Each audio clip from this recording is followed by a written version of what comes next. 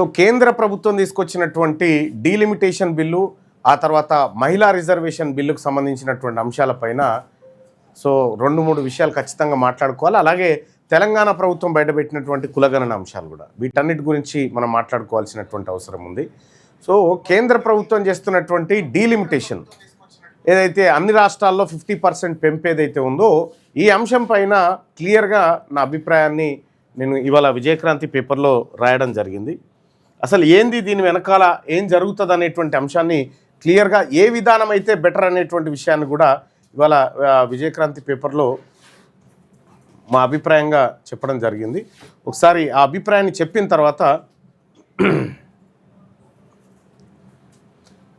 జనాభా కోలమానం కాకూడదు దీనికోసం అని చెప్పి మా అభిప్రాయాన్ని క్లియర్గా, దాని ఏంది జనాభాతో సంబంధం లేకుండా అన్ని రాష్ట్రాలకు 50% వేస్తున్నాం అనేటువంటి మాట చెప్తా ఉంది. అయితే ఇటు విపక్షాలు దక్షిణాది రాష్ట్రాలు దీన్ని విమర్శిస్తూ ఉన్నాయి. దీనికి ఏమైనా ఆల్టర్నేట్ ఉందా, ఉంటే ఏం చేయాలనేటువంటి అంశాల గురించి నేను చిన్నగా ఒక వ్యాసం మీ ముందుకు తెచ్చాను, అది చదివి వినిపిస్తాను. దేశం పెద్దదైంది, జనాభా పెరిగింది, సమస్యలు పెరిగాయి, ప్రాంతీయత అసమానతలు పెరిగాయి, ప్రజల ఆశలు పెరిగాయి. అందుకే లోక్సభ సీట్ల పెంపు అవసరం ఉందని ఎవరైనా చెబితే దాన్ని సూటిగా ఖండించడం సరికాదు. ప్రజాస్వామ్యంలో ప్రజలకు ప్రాతినిధ్యం పెరగాలి. దేశంలో 1950ల భారత్ కాదు, 140 కోట్లకు పైగా ప్రజల దేశం.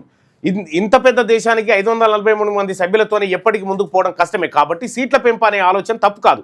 కానీ అసలు ప్రశ్న ఇక్కడే మొదలవుతుంది. సీట్లను ఎలా పెంచాలి, ఎవరికి ఎంత పెంచాలి, ఏ ప్రమాణం ఆధారంగా ఇవ్వాలి, ఇక్కడే దాగి ఉంది భారత భవిష్యత్తు.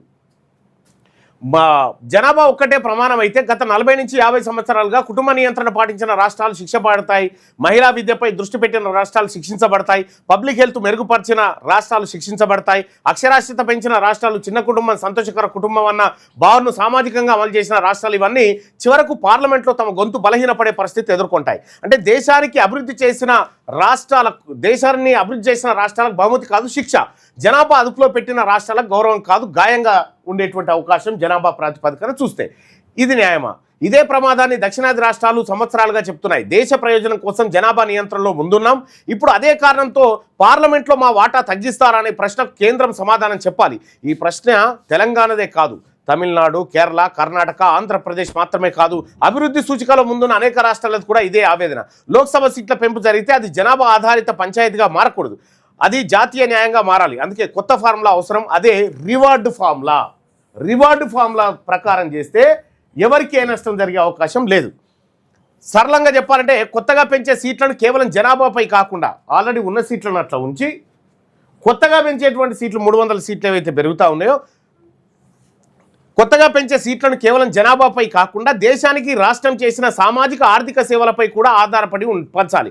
అంటే ఒక రాష్ట్రం తన ప్రజల ఆరోగ్యాన్ని మెరుగుపరిచిందా, విద్యను పెంచిందా, ఉపాధి కల్పించిందా, అడవి విస్తరాన్ని కాపాడిందా, పేదరికాన్ని తగ్గించిందా, నేరాలను తగ్గించిందా, రవాణా, మౌలిక వసతులు, జీవన ప్రమాణాలు పెంచిందా, ఇవన్నీ కూడా లెక్కలోకి రావాలి. అంటే లోక్సభ సీట్లు కేవలం జనాల లెక్క కాదు, అది పాలనకిచ్చే మార్కులు కూడా కావాలి. ఒకసారి ఊహించండి, లోక్సభను 543 నుంచి 850కు పెంచాలని అనుకుంటున్నాం. అంటే కొత్తగా 300కు పైగా సీట్లు వస్తాయి. ఈ అదనపు సీట్లన్నీ జనాభా ప్రాతిపదికన పంచితే ఏమవుతుంది?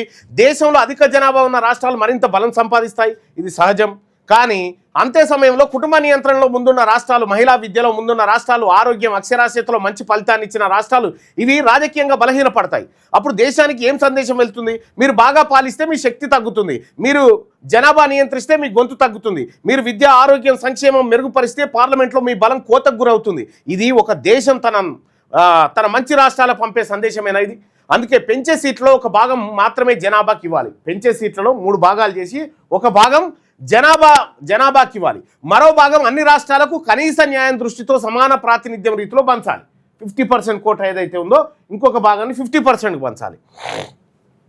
మిగతా ముఖ్య భాగాన్ని అభివృద్ధి సూచికల ఆధారంగా ఇవ్వాలి. ఈ సూచికలు ఏమనవచ్చు అంటే మానవ అభివృద్ధి సూచిక, రాష్ట్ర ఆర్థిక ఉత్పత్తి, అక్షరాస్యత, ఆయుష్ ప్రమాణాలు, శిశు మరణాల తగ్గింపు, మాతృ మరణాల తగ్గింపు, ఉపాధి సృష్టి, పేదరికం తగ్గింపు, పర్యావరణ పరిరక్షణ, అటవీ విస్తీర్ణం పెంపు, రవాణా, మౌలిక వసతుల నేరాల తగ్గింపు.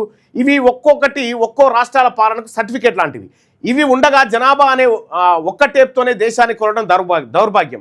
ఇది దక్షిణాది ఉత్తరాది పోరు కాదు, ఇది అభివృద్ధికి గౌరవం ఇవ్వాలా లేదా అనే ప్రశ్న. ఉదాహరణకు రాష్ట్రం తన ప్రజలందరికీ మెరుగైన విద్య అందించి ఆరోగ్య సేవలు బలపరిచింది, మహిళల భాగస్వామ్యాన్ని పెంచింది, పేదరికం తగ్గించింది, జనాభా వృద్ధిని నియంత్రించింది, పర్యావరణాన్ని కాపాడింది. అలాంటి రాష్ట్రం జాతీయ నిర్మాణంలో తన వంతు బాధ్యత నిర్వర్తించింది. అప్పుడు ఆ రాష్ట్రానికి పార్లమెంట్లో కూడా గౌరవప్రదమైన ప్రాతినిధ్యం రావాలి.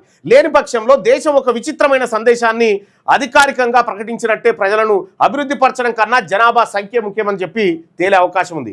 ఇంకో ప్రమాదం ఏముందంటే జనాభా కంటే ప్రమాణం అయితే రాజకీయ పార్టీల దృష్టి కూడా మారుతుంది.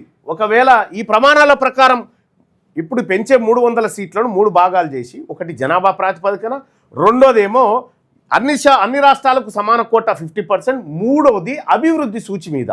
అంటే ఏ రంగాల్లో అభివృద్ధి సూచి మీద అనేటువంటి వాటి మీద మనం దృష్టి పెట్టాలి.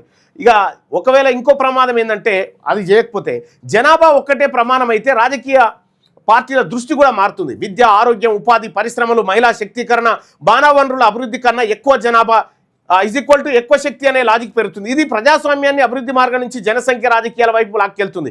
ఈ దారి ప్రమాదకరం, దేశ సమైక్య స్వభావానికి విరుద్ధం. భారతదేశం కేవలం జనాభా సమూహం కాదు, ఇది ఒక సమైక్య రాజ్యం. ఇక్కడ రాష్ట్రాల గౌరవం ఉండాలి, వివిధకు విలువలు ఉండాలి, అభివృద్ధికి ప్రోత్సాహం ఉండాలి. లోక్సభ సీట్ల పెంపు నిజంగా దేశ ప్రయోజనం కోసం కావాలంటే అది 3 సూత్రాలపై నిలబడాలి. 3 సూత్రాలపై. మొదటిది ప్రతి రాష్ట్రానికి కనీస న్యాయం, రెండోది జనాభాకు తగిన స్థానం, మూడోది అభివృద్ధి ఆధారంగా రివార్డు. ఈ 3 లేకుండా చేసే పెంపు దేశాన్ని కలపదు, దేశాన్ని మానసికంగా విడగొడుతుంది. మన దేశం ఈ దశలో గొప్ప నిర్ణయం తీసుకోవాలి. పెంచే సీట్లను ఎవరు ఎక్కువ పిల్లలు కన్నారు అన్న కోలమానంతో పంచాలా, లేక ఎవరు తమ ప్రజల జీవితాలను మెరుగుపరిచారు అన్న కోలమానంతో పంచాలా? ఈ రెండింటి మధ్య భారత భవిష్యత్తు ఉంది. లోక్సభ అనేది కేవలం సంఖ్యల సభ కాదు, అది దేశ మనస్సాక్షి. ఆ సభలో స్థానాలు పెరగాలి, కానీ ఆ పెంపు కూడా భారతదేశం ఏ విలువపై నిలబడి ఉందో ప్రకటించాలి. ఈ దేశం అభివృద్ధిని గౌరవిస్తుందా, విద్యను గౌరవిస్తుందా, ఆరోగ్యాన్ని గౌరవిస్తుందా, లేదంటే పర్యావరణాన్ని గౌరవిస్తుందా, పేదరిక నిర్మూలన గౌరవిస్తుందా? ఇవన్నీ గౌరవిస్తే ఆ విలువలు సీట్ల పెంపకంలో కూడా కనిపించాలి. లేకపోతే రేపు రోజున ఒక రాష్ట్రం అడుగుతుంది, దేశం చెప్పింది విన్నాం, చిన్న కుటుంబాన్ని ఆచరించాం, పిల్లలను చదివించాం, ఆరోగ్యాన్ని మెరుగుపరిచాం, పేదరికాన్ని తగ్గించాం, ఇప్పుడు బహుమతి ఏంటి?